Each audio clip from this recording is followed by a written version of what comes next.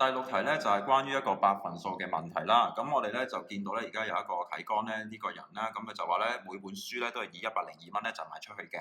咁佢就話啦，如果用呢個價錢咧去同一時間賣晒呢兩本書嘅話咧，咁啊其中一本咧就會賺到20%，另外一本咧就會蝕嘅。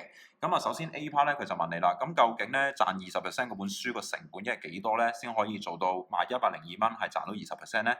咁啊 A part 咧首先咧就係假設啦，成本為 X 先。成本啦就為 C1啦，我哋叫做 OK 就係賺錢嗰個書嗰個成本就叫 C1嚟嘅。好啦，因為你要係賺錢啊嘛，咁係咪即係講緊如果我用102蚊去賣得唔得？要賺到錢嘅喎，咁係咪即係講緊比成本要多先？咁啊將成本呢個 C1啦就會乘翻咧就係一個叫做1加20%，因為只有比成本多20%咧，咁你先會賺錢噶嘛。OK， 咁所以咧，我哋就會將成本啦，就乘翻括弧1加20% set 做你賣出嗰個價102蚊。咁我就睇一睇啦，究竟個成本係幾多咯喎？1加20%就即係1.2，1.2個 C1 就等於102啦。將個1.2除過嚟，咁我哋就會計到 C1 咧就會係等於102除翻1.2。OK， 咁啊撳一撳計數機咯噃，102除翻1.2咧，我哋又會計到85啊，得唔得？咁啊，我哋就答翻問題啦。所以咧，成本咧賺錢嗰本書嘅成本咧就會係等於85蚊嘅。O 唔 OK 先？咁呢個咧就係 A part 嘅問題啦。好，咁啊跟住去到 B part 咯喎。咁啊 B part 咧佢就話啦，而家完成咗兩單交易之後啦，即係話咧兩本書都賣晒出去啦，用102蚊。咁最終咧咁一本賺咗20%，一本又蝕咗20%噶嘛。咁佢問你啦，咁最終咧溝埋一齊，咁啊究竟咧賺咗定係蝕咗幾多錢咧？嗱，留意翻我哋係實際計翻幾多錢嘅，今次唔係計嗰個嘅盈利百分或者虧蝕百分嘅問題嘅。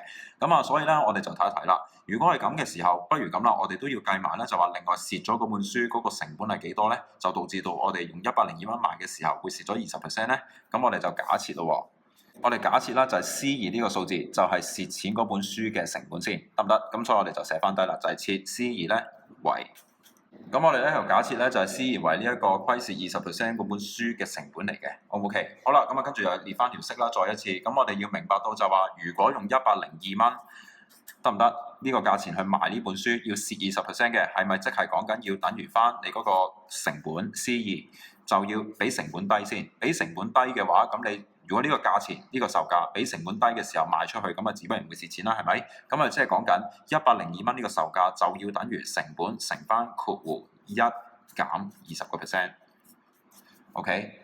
好啦，咁啊接住落嚟啦，咁我哋就將呢一個 C2 揾出嚟啦，1減20%咧就即係1減0.2，就0.8個 C2 嚟嘅102蚊。好啦，最後尾計翻個 C2 出嚟，我哋將0.8除過嚟，102就除翻0.8。好啦，咁我哋呢一度咧就撳一撳計數機，102除翻0.8咧，咁我哋會計到係127個半嘅。得唔得先？咁啊，所以啦，咁我就話啦，就係嗰個虧蝕20% 書本嘅成本咧，虧蝕咗20% 嗰個書嘅成本咧，就應該係127個半嘅。好啦，咁我哋而家咧兩本書嘅成本咧，賺錢蝕錢都好，我哋都計咗出嚟啦，分別85蚊同埋127個半嘅。咁所以啦，我哋如果真係要計翻，就話佢最終賺咗定蝕咗咧，我哋就將我哋嗰個總售價102蚊乘翻2，賣足兩本噶嘛，減翻咧就係呢兩本書嗰個總成本85同埋呢個127個半嘅。O 唔 OK 先？咁所以咧，我哋 B part 咧就話啦，所以咧嗰個嘅賺錢定蝕錢咧，咁我就計一計咯喎。先將個售價減翻總成本，得唔得？我哋有理冇理啦，都計咗先啦。將個總收入啦，就係售價啦，就係嗰102蚊。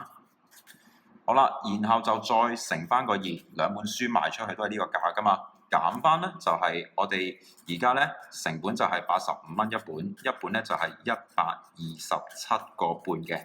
O 唔 OK？好啦，咁啊減一減咯喎，咁即係講緊咧204就再減翻啦，呢兩個數加埋佢，我哋係會計到212個半嘅。好，咁換句話嚟講，夠唔夠減咧？唔夠減嘅喎，我哋會計到咧個答案咧就會係負8.5嘅。好啦，咁就即係講緊呢個符號就話俾我哋聽咧，而家係蝕緊錢嘅，得唔得先？咁所以啦，呢一度我哋就會發現啦，原來咧虧蝕咗8個半嘅。好啦，咁啊到此為止咧，咁我就將嗰個百分數嗰個問題咧虧蝕嘅部分咧都做埋啦。